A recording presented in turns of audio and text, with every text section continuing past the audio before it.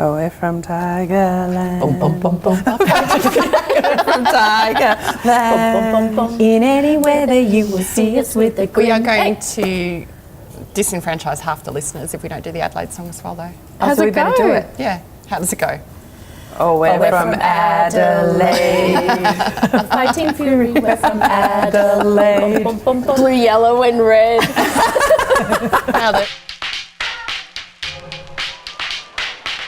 Here is a moment in time in the history of the AFL. Absolutely awesome. You're watching the Outer Sanctum. Oh, I loved watching Dusty get the Brownlow. Yes. I did think it was interesting he's had such a standout year. And actually, Bruce McAvaney was his hardest tag for the year at the Brownlow. Like, I was waiting for him to give him the don't argue. Couldn't shake him all night. I don't think a man has ever looked at me the way that Bruce McAvaney was looking at Dusty at the Brownlow. I wouldn't want a man to look at me the way that Bruce looked at Dusty. He climbed him twice. He climbed him twice. Like a tree. Yeah. Climbed him Scary. like a tree. Absolutely. You know what I did love? I like how they have all those graphics to kind of help us out through the count, and they have, the little square with the red cross to show the players that are ineligible.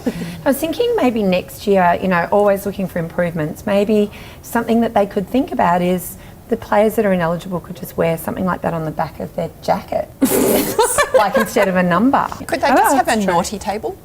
Oh, yes, the naughty much table. better. Put them all on the naughty table. Yeah, that would be cute.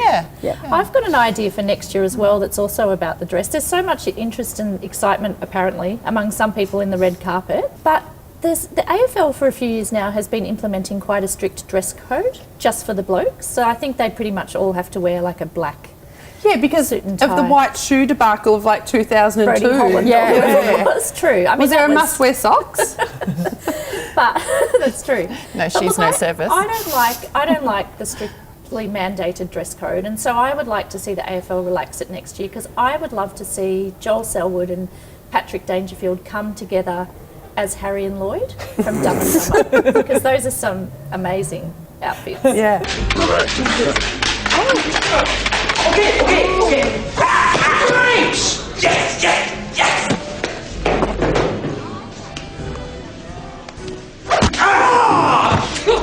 Yes. I loved how they did the goodbye videos, and they mentioned Drew Petrie and that he had a paper round and McDonald's job and football, and that was it. So I reckon we have a list of all their jobs. Is he going back to one of those jobs? Yeah, paper round. Do you want fries with that? No. There is a fine line between the farewell to retirees and the in memoriam. Yes. You just have to get the music right, don't you? Yeah. Like, the right Barbara Streisand song. And there seems to be a two-tier goodbye system. So Yes. some players get the bigger videos and the longer clap, and then other ones they just speed through quick. But that's the same at the Oscars, where people are like, oh, I'm sad that you died. Oh, I'm really sad you died. Oh, you only died a little bit. It's always the ones that were like sound editing and stuff like that. Just get a little. The key grip just gets a golf club. Exactly.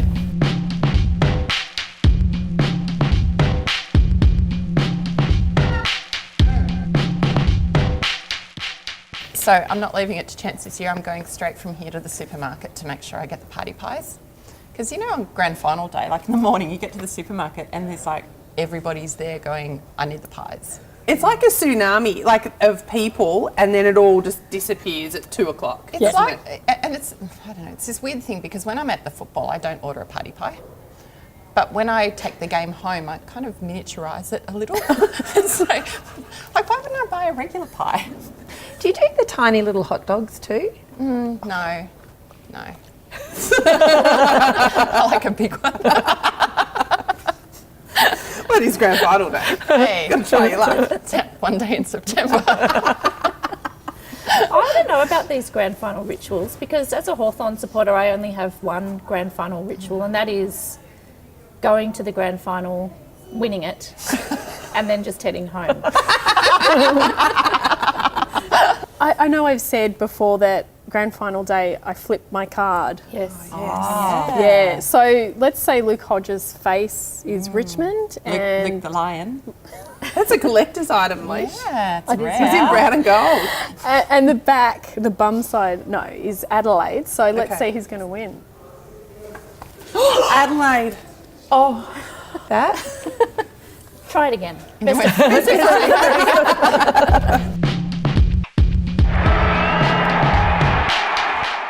Thank God they have shelved plans for a night grand final. Well, the only good thing about a night grand final is, North Melbourne has the breakfast, and then Carlton could have morning tea, and then Richmond could have a lunch, and then Hawthorn could have an afternoon tea, and then St Kilda could have an entree. I'm coming around to that. This is why we can't have a night grand final. When you were young, did your parents ever take you out late night shopping and make you wear pyjamas and dressing gown to the shops? Yep. And if we'd go and have dinner at a friend of theirs' place, I had to also wear my pyjamas and a dressing gown. It was just so embarrassing as a kid. It's like you're getting ready for bed. Exactly. See, that's what it reminds me of when these players wear dressing gowns on the bench. Yes. Can you imagine heading off to, say, a night grand final and your parents making you go along in your dressing gown? Although I reckon it's fair enough for some of the younger players, but surely once you've made it into the leadership group, you have the right to decide what it is that you wear to bed. Yeah.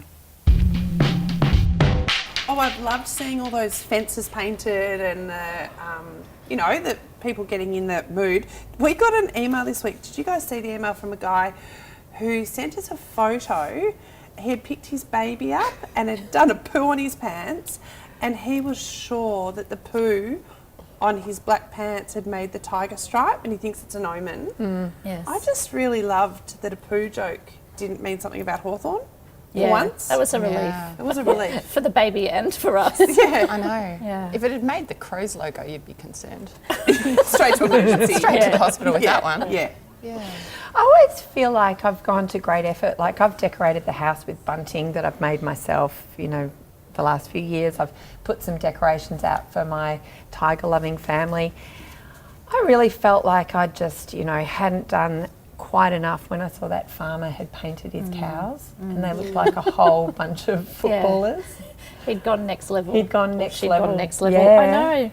There was also that dusty mural that somebody painted in Richmond that just sprung up overnight, which was pretty fantastic, although a lot of people did point out that it didn't really look all that much like Dusty, but that's by the by. I guess the artist spent so much time getting the tattoos right that the face was let down. But there was also that person who decorated the tree.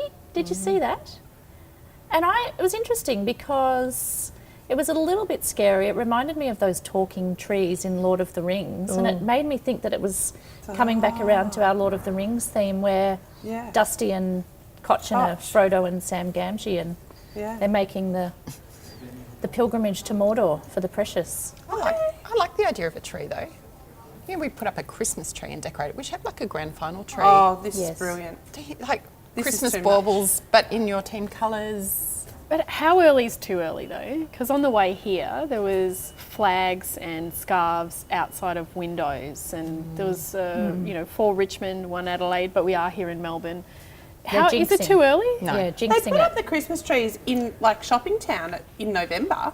So So maybe for 6 months of the year you can have your scarf out the window. I think the week that, from the time you know you're in the grand final, it's Festivus. It's just Game make the on. I most think you've of got to it. go, Festivus. Yeah, I think so. Ironically, I have a really strict rule at Christmas that there are no football decorations on the Christmas tree. You like the Hawthorn ornamented Christmas tree I made you one year? Well, that was different. That was its own little tree. So one of the things I love about the grand final is all of the anticipation around who will win the Norm Smith medal, But it's interesting, in the last couple of days I Googled the Norm Smith medal and I'd never actually seen what it looked like. It's quite a disturbing cast, I think. It's interesting, I think it's either that it's been done in the style of a Modigliani painting. Probably. There's a lot of similarities between that and football. Or Norm Smith maybe was an actual one-dimensional human, like a piece of paper that had no Like Flat Stanley. Like Flat Stanley. Exactly. It's just a cardboard man. A cardboard Like man. those cardboard footballers that you see at the AFL store. You know when those tattoos go wrong? When Yes. people try to do an image of a loved one and that's what That's looks always Like the woman dependent. who painted and she got it so wrong. Remember, she was covering it up and she got the painting wrong? No? Yes. Are you talking about the Mona Lisa? No. That painting is gorgeous. I always think about famous Norms. I don't know many Norms, apart from Norm Smith and maybe Norm from Cheers. What about Norm from the Life Be In It campaign? Yes. I have to say, he always pops into my head when I hear Norm Smith, like the Norm Same. Smith medal. Same. I find it quite ironic that it would be Yeah. named after Norm. You know what? Maybe there should be a medal for somebody who's like the greatest watch from home supporter. Yes. Oh, Lucy from Box Hill. Well, no, I actually go to the game, but you know, those people that just, you know, really know how to nail the setup at home. The armchair experts. The armchair experts. A Jason Recliner. You could call it the Jason Recliner Award. Or the Norm from Life Be In It award. With the Norm Smith, I would like to see that technology they do on the election day with the worm, where we all get to sit at home And vote. and live vote. Yes. Wouldn't that be Because awesome? public voting of Yeah. football awards has never gone badly. Mark of the year. It was a good mark though. Yeah. Oh. Yeah. I didn't say it was mark of the year. I said it was No. a good mark. Yeah, that's why it was nominated. It wasn't Mark of the The Year. problem, though, was that Joe Danaher was 5 metres in the air, but he'd only jumped about 10 centimetres due to his Precisely, actual his feet were height. still on the ground. Exactly. Are you saying he wasn't at the highest point? You know, one thing I'm really looking forward to this year is the grand final ceremony. I love the medallion presentation, the drama of it. You know, last year it was amazing when Luke Beveridge, I'm sure you'll all remember, gave his medallion to Bob Murphy in recognition of the role that Bob had played in helping get the Western Bulldogs the premiership. So I've wondered if something similar might happen this year. So if, for example, Richmond wins, what are the chances of Damien Hardwick presenting his medallion to that little fella, the fillionaire from Focus on Footy? What do you reckon? Do you know what I want to see? I want to see him line up and get one of the little Auskick hats. They should make him present one.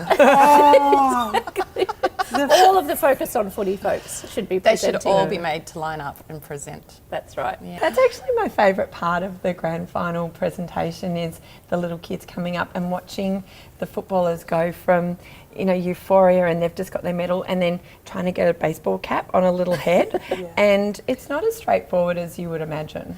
Yeah, although I do remember in years gone by, sometimes the footballers get it wrong, and when they get given the cap by the assistant, they put it on their own heads and haven't given it to the kids. like you've got the one kids job. leave empty-handed. It's pretty depressing to watch. How hard can it be to put a hat on though? You're not asking them to put a onesie on them. You know, A little wonder suit. Put a cap on a kid. Come on. Can't be that hard.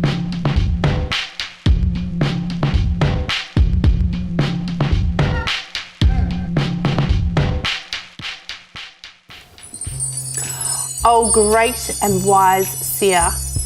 Can you help me? Of course I can, Racy. What do you want? Don't you already know? You're here to see if there are any footy omens in the 2017 AFL Grand Final. I want the cards. I know. I'll grab them. I already brought my own cards.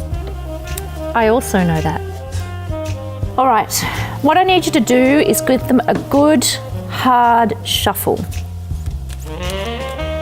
And as you do, I want you to carefully visualize what it is you would like to happen at the big dance. Yes, good, good. I can feel you visualizing. Hand them over to the great seer.